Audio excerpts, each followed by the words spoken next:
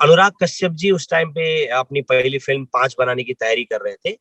सो उस फिल्म में जो सिनेमेटोग्राफर थे हमारे, वो भी नए ही थे। सो मुझे कहीं कहीं से वाया हुआ उनके साथ एज ए अप्रेंटिस सीखने का मौका मिला। Hello friends, welcome to filming fun day join films academy. मैं हूं आपका अपना वीरेंद्र राठौर और आप देख रहे हैं बॉलीवुड का Google join films YouTube channel. हमेशा हमने सुना है कि जो एक्टर्स होते हैं वो अलग अलग शिफ्ट्स में काम करते हैं, बहुत सारे प्रोजेक्ट्स में काम करते हैं, लेकिन ऐसा नहीं। अगर आप अच्छे क्रिएटिव हैं, टेक्नीशियन हैं, तो एज ए टेक्नीशियन भी आप बहुत सारे प्रोजेक्ट्स में यानी कि मल्टी प्रोजेक्ट्स में एक साथ एक ही बार में काम करते हैं। ऐसे ही मेरे साथ हैं जो कैमरा डिपार्टमेंट से संबंधित हैं, डीओपी हैं, Raju Gawali ji. Welcome to join films. Thank you sir, thank you so much. Okay, तो राजू जी, ये जो आप एक साथ दो दो तीन तीन प्रोजेक्ट करते हो, ये कैसे पॉसिबल है एक टेक्नीशियन के लिए? एक्चुअली अगर एक साथ सारे प्रोजेक्ट स्टार्ट हो जाए तो ये बहुत ही डिफिकल्ट है, फिर पॉसिबल नहीं है। बट अगर अलग अलग समय में प्रोजेक्ट स्टार्ट होते हैं तो हम मैनेज कर सकते हैं, क्योंकि देखिए वैसे तो डीओपी का काम पूरा टाइम रहता है, लेकिन इनिशियली जब हम शो को सेटअप कर रहे होते हैं तो लुक एंड फील को सेट करना बहुत जरूरी होता है। जिस तरह की आपकी स्टोरी है, जिस तरह की आपके सेट डिजाइनिंग है, जिस तरह के आपके कैरेक्टर्स है, उनके हिसाब से आपको अलग अलग तरह के लुक को डिसाइड करनी होती है, म्यूचुअल अंडरस्टैंडिंग से discussing with creative and producer and channel. तो फिर हम एक प्रोजेक्ट को अच्छी तरह से सेटअप करते हैं, उसके बाद फिर जो हमारी टीम है उसको थोड़ी उसको कैरी फॉरवर्ड करती है। फिर हम ऐसे कोई इंपॉर्टेंट सीक्वेंस या कुछ अलग कुछ करना हो तो फिर से हम उस पे जाके उसको कर लेते हैं। ओके राजू जी, नॉर्मली कोई एक जो लेमैन है, पब्लिक है, आम जनता है, वो सबसे पहले सिर्फ एक्टर को पहचानती है या फिर ज्यादा जानती है तो डायरेक्टर को, और उसको लगता है कि कैमरामैन का सिर्फ काम है कि जैसा बताया गया वैसा शूट कर दो। लेकिन डीओपी के प्रोफाइल की गहराई क्या है, वो आज पूरा डिटेल में बताइए आप।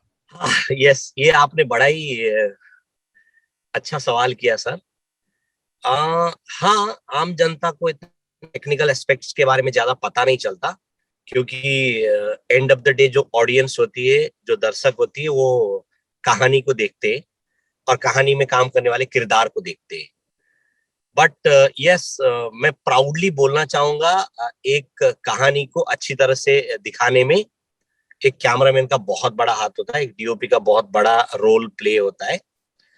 अब बेसिकली लेमैन जैसे नॉर्मल लोगों को अगर मैं समझाना चाहूँ तो डीओपी जो है, जब हम किसी कहानी की शुरुआत करते तो उस कहानी के किरदार को किस तरह से लाइटों से, किस तरह से शैडो से और किस तरह के फ्रेमिंग से उस किरदार को बिल्डअप कराना है, बढ़ाना है, अच्छी तरह दिखाना है, खराब दिखाना है, वो चीज को दर्शाने में जो है डीओपी का बहुत बड़ा हाथ रहता है। और डीओपी बेसिकली तो डीओपी जो है वो डायरेक्टर का आंख होता है। जो डायरेक्टर होते हैं, जो निर्देशक होते हैं, वो जिस तरह की चीजों को इमेजिन करते हैं उसको उनकी आंख बन के उस चीज को स्क्रीन में प्रेजेंट कराते हैं। सो आई थिंक डीओपी का बहुत बड़ा रोल होता है ना। भले नॉर्मल ऑडियंस को और जनता को ये चीज पता हो या नहीं हो, लेकिन हाँ, डीओपी ये है कि कैसे कहानीकार ने और निर्देशक ने कुछ चीजों को कलम के थ्रू, पेन के थ्रू, पेपर में लिखा है, उसको स्क्रीन में प्रेजेंट करना डीओपी का काम है। और बहुत ही जिम्मेदारी वाला, बहुत ही मेहनत भरा काम होता है। मैं अक्सर कहता भी हूँ राजू जी की सेट पे जितने भी लोग होते हैं वो कभी ना कभी थोड़ा सा उनको बैठने का मौका मिल जाता है, लेकिन डीओपी को बैठने का मौका भी नहीं मिलता अगले शॉट की लाइटिंग। बिल्कुल नहीं सर, बिल्कुल बहुत ही मेहनत भरा काम है। हाँ, आप एकदम सही कह रहे हो, क्योंकि हमें एक्टर आने से पहले भी सीन की तैयारी करनी होती है, लाइटिंग करनी होती है। जब कलाकार आते हैं सेट पे तो शूटिंग के दौरान हमें वहां रहना ही पड़ता है, और वो खत्म होने के बाद दोबारा फिर अगले सीन की तैयारी करनी होती है। एक्शन मास्टर आते हैं, अपना एक्शन करके कर चले जाते हैं, कोरियोग्राफर आते हैं, अपना डांस करके चले जाते हैं। बट हमें कोई समय नहीं मिलता, सुबह से शाम तक हमें लगे रहना पड़ता है सर। राइट, लेकिन आप लोग की मेहनत बहुत अच्छे से रंग लाती है, क्योंकि ऑडियंस तो को मैं अपनी तरफ से कहना चाहूंगा कि आप कहानी को देखते हैं, डायरेक्टर के डायरेक्शन को देखते हैं, एक्टर की एक्टिंग को देखते हैं, लेकिन वो देख तभी पाते हैं जब डीओपी उसको शूट करते हैं। तो आपकी जो बीच की चीज है, वो सिनेमेटिक जो चीज है, वो पूरी की पूरी आपके हाथों में होती है। कि ऑडियंस तक क्या पहुंचेगा और किस तरह से उसका एस्टेब्लिशमेंट होगा। ओके, तो जब ये डीओपी आपने बनने का सोचा था तो क्या डायरेक्टली सोचा था या पहले कहीं और किसी प्रोफेशन में जाने का था और फिर आप इधर शिफ्ट हुए? नहीं सर, एक्चुअली ऑनेस्टली स्पीकिंग मुझे बचपन से ही फोटोग्राफी का काफी शौक था। सो बचपन में हम हमारे घरों में, जो अक्सर सबके घरों में जो पुराने कैमरे होते, वो लेके हम अपनी शौक पूरा किया करते थे। So see I belong from army family, my father was a army officer. So he always, वो हमेशा चाहते थे कि मैं देश के लिए आर्मी में जाऊं और देश का सेवा करूं। बट मुझे सर बचपन से ही फोटोग्राफी का शौक था, तो फिल्में काफी देखता था, छुप छुप के ही सही। तो मैं चाहता ही था कि मैं ऐसा कुछ प्रोफेशन में जाऊं जहां मेरी फोटोग्राफी के जो अंदर के जो शौक है वो पूरा हो। सो बेसिकली ये मेरे बचपन से ही शौक थे।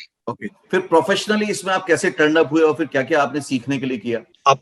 मैंने अपनी जब पढ़ाई कॉलेज खत्म किया तो मैंने सोचा मैं पूना इंस्टीट्यूट जो हमारे एफटीआई है वहां जाऊंगा एडमिशन लेने के लिए। बट मेरे साइंस फैकल्टी से नहीं था, तो उस टाइम पे साइंस फैकल्टी चाहिए होता था, कंपलसरी थी क्या? जी। सो मुझे वहां पे एडमिशन नहीं मिला, तो मैं आई केम बैक टू बॉम्बे। फिर मैंने बॉम्बे में आके देखना शुरू किया, ढूंढना शुरू किया, रिसर्च करना शुरू किया। तो मैं बहुत लकी रहा इस मामले में। भले ज्यादा स्ट्रगल करना पड़ा, बट मैंने बहुत अच्छे अच्छे लोगों के साथ काम करने का मौका मिला। Okay okay. तो अनुराग कश्यप जी उस टाइम पे अपनी पहली फिल्म 5 बनाने की तैयारी कर रहे थे। सो उस फिल्म में जो सिनेमेटोग्राफर थे हमारे, वो भी नए ही थे। सो मुझे कहीं कहीं से वाया वाया उनके साथ एज ए अप्रेंटिस सीखने का मौका मिला। फिर मैंने वो फिल्म की। फिर मैंने जो विनोद प्रधान जी है, हमारे बहुत बड़े सिनेमेटोग्राफर, आप लोगों ने सबने नाम सुना ही होगा, जो देवदास के सिनेमेटोग्राफर है, वो मास्टर है अपने काम में। फिर मैंने उनको ज्वाइन किया, फिर उनके साथ असिस्ट किया कुछ टाइम, कुछ प्रोजेक्ट में, मिशन कश्मीर जैसे फिल्मों में। फिर मैंने डॉक्यूमेंट्री फिल्म के सिनेमेटोग्राफर लोग के साथ अपने आप को एसोसिएट किया। फिर धीरे धीरे धीरे धीरे करते करते करते मैंने फिर टेलीविजन में ज्वाइन किया। फिर ऐसे करते करते सर, फिर धीरे धीरे करते गए, सीखते गए। बहुत ऊपर वाले का आशीर्वाद रहा, अपनी मेहनत रही, गुरुओं का बहुत अच्छा वरदान रहा। मैं अपने आप को, ये बड़ा अच्छा रहा कि आपके पेरेंट्स चाहते थे कि आप आर्मी ज्वाइन करें, लेकिन आपने ये एंटरटेनमेंट वर्ल्ड ज्वाइन करके उनको भी एंटरटेनमेंट दे दिया। जी बिल्कुल। एकदम, उन्होंने कभी नहीं सोचा था। ओके ओके, क्योंकि उनको भी एंटरटेनमेंट की जरूरत होती है। एंटरटेनमेंट की एक्चुअली सबको जरूरत होती है सबको जरूरत होती है ना? सही। एंटरटेनमेंट के बिना तो है नहीं। आपने अभी तक जितने भी प्रोजेक्ट्स किए उनमें से कुछ के नाम बताएंगे ताकि ऑडियंस कनेक्ट कर पाए? हाँ, बहुत सारे शोज है, लेकिन अगर आप टेलीविजन शो और जो मेरे मनपसंद शो जिसमें मुझे मेरी लाइटिंग थोड़ी पसंद आई है, तो उनमें से एक सौभाग्यवती भवा करके शो था, लाइफ ओके पे आता था, वो मेरा फेवरेट है, सबसे पसंदीदा शो है। फिर उसका जमाई राजा, इश्कबाज, उसके बाद अभी कुंडली भाग्य, उड़ारिया है। सो ये सारे शोज है, ये 4-5 शो मैं बताऊंगा जिसमें मैंने अपने लाइटिंग को कुछ अलग करने की कोशिश की और जो सफल भी रहा। ओके, बहुत सारे ऐसे लोग होते हैं जैसे आप अपने जुझारूपन से आ गए थे कि चलो मुझे तो बनना है, डीओपी बनना है, मेरे को समझ में आ गया। बहुत सारे लोग हैं नए जो कैमरामैन बनना चाहते हैं, आगे जाना चाहते हैं। तो ज्यादातर लोगों के पेरेंट्स सोचते हैं कि वहां पे बहुत ज्यादा अपॉर्चुनिटीज नहीं है, बहुत ज्यादा अर्निंग के सोर्सेज नहीं है। तो इस बारे में आप थोड़ी सी रोशनी डालेंगे ताकि वो लोगों को थोड़ा कॉन्फिडेंस आए। देखिए, जो लोग इस फील्ड में आना चाहते, सिनेमेटोग्राफर बनना चाहते, कैमरामैन बनना चाहते, मेरे उन लोगों के लिए एक सलाह है कि पहले तो उनको अपने आप से प्रिपेयर करना पड़ेगा कि मैं ये करना चाहता हूँ। देखिए, कोई भी क्रिएटिविटी का जो काम होता है, क्रिएटिव फील्ड होता है, वहां पे आप जबरदस्ती नहीं आ सकते हो। आपको अंदर से शौक होना चाहिए, अंदर से इंटरेस्ट होना चाहिए, फिर आप आ जाओगे तो कोई प्रॉब्लम नहीं है। यहाँ पे मेहनत करने वालों के लिए कभी भी कोई इश्यू और प्रॉब्लम नहीं है। मैंने देखे, मेरे काफी करीबी मित्र हैं और सभी ने अच्छा काम किया है, अच्छा करते हैं और कर ही रहे हैं। सो जो लोग आना चाहते हैं वो अपने आप को तैयार करे, अपने आप को मेंटली प्रिपेयर करे, किसी भी समस्या और किसी भी समय के, कैसे भी समय के साथ जूझने का हौसला रखे, तो सर हो जाएगा, कोई इश्यू नहीं है। Thank you Raju ji, thank you very much. आप इसी तरह से लोगों का मनोरंजन करते रहें, उनको अलग अलग सीरियल और हिट सीरियल दिखाते रहें। Thank you very much. Thank you so much sir, thank you so much, thank you for having me. तो फ्रेंड्स, ये थे राजू इगोली जी, एक डीओपी जो आपको दिखाते हैं वो सीन जो आप देखते हैं अपने टीवी स्क्रीन पर। यानी कि जो शूट होता है वो पूरी तरह से इनकी जिम्मेदारी होती है, इनकी जवाबदारी, और ये काम इतना आसान नहीं है।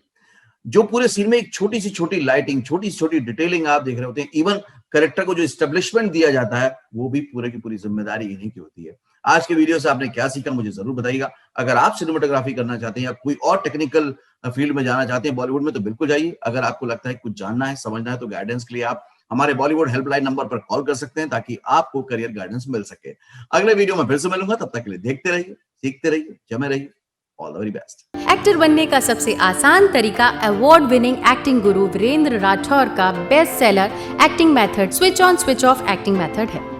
इस कोर्स से सीखकर आप भी कुछ ही दिनों में एक बेहतरीन एक्टर बन सकते हैं, जिसे साबित करते हैं इसके अमेजिंग Amazon और Google के ratings and reviews. Switch on switch off acting method अभी तक का सबसे सरल और प्रभावी मेथड है, जो आपके समय और महंगी फीस दोनों को बचाता है। Switch on switch off acting method course book आपको Amazon, Flipkart, join films website पर अवेलेबल है।